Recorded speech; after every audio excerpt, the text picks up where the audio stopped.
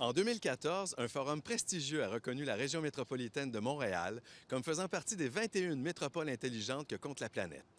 Mais que veut dire au juste le concept de plus en plus répandu de ville intelligente? Nous nous sommes rendus dans l'un des fleurons de l'administration Coder sur ce sujet, le Centre de gestion de la mobilité urbaine, le CGMU. Monsieur Patrick Ritchie, responsable de l'équipe du CGMU, nous explique le rôle et la fonction de ce centre. Le projet, en fait, a démarré il y a à peu près 5 ans. Et puis, le but de ce centre de contrôle, c'est simplement un centre qui fait la surveillance au niveau de la mobilité à Montréal. Donc, on fait vraiment, on regarde le réseau, on s'assure de minimiser les impacts sur la mobilité, que ce soit la mobilité au niveau du transport de la marchandise, au niveau des véhicules, au niveau du transport en commun, des piétons et des cyclistes aussi. En quoi le CGMU contribue-t-il à rendre Montréal une ville plus intelligente?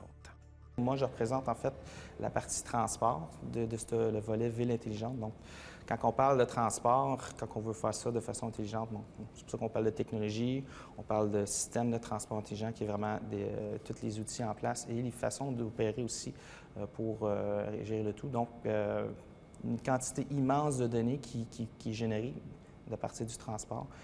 Beaucoup d'informations aussi qui peuvent venir des feux de circulation. Si on pense même à l'avenir par rapport aux véhicules, l'électrification, le véhicule autonome, donc tous ces outils-là ont besoin de l'information. Donc, nous, la contribution, c'est vraiment justement partager ces informations-là pour stimuler, si on veut, pas l'automatisation, mais le déplacement plus intelligent des véhicules.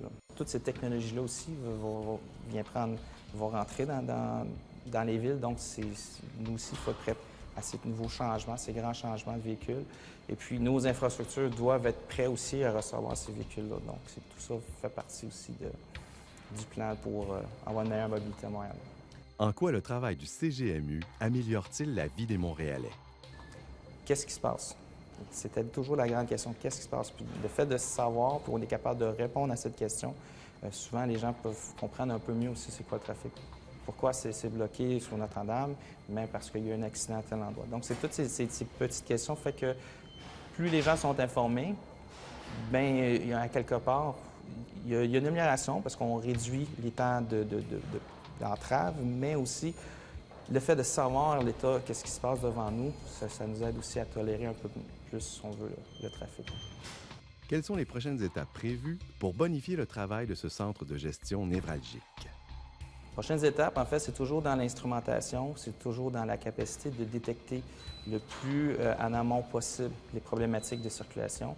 Au niveau des instrumentations, on a déjà 500 caméras, on a 2500 feux de circulation à Montréal. On a plus de 10 000 détecteurs en place un peu partout pour mesurer finalement la présence, la vitesse, ainsi de suite sur les véhicules. Et puis, on a même des panneaux pour informer les gens. Donc, on a 200 panneaux. On va doubler en fait la quantité de panneaux pour mieux informer les citoyens. Quel est le but ultime d'une structure aussi complexe? Quel exploit futur son gestionnaire actuel voudrait-il qu'elle accomplisse?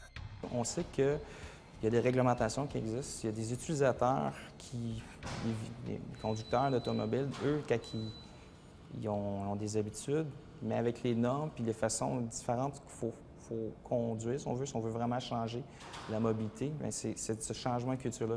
J'aimerais ça voir un piéton, un cycliste qui conduit et se déplace de façon très sécuritaire, sans risque, qu'il n'y ait pas d'accident. Il y a une vision à Montréal qui est zéro incident, zéro mort. Donc, cette vision-là aussi, j'aimerais ça un jour que Montréal qu'on ne parle plus de Montréal comme un problème de circulation à Montréal.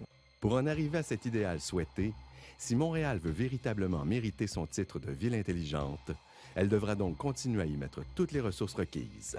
Dossier à suivre.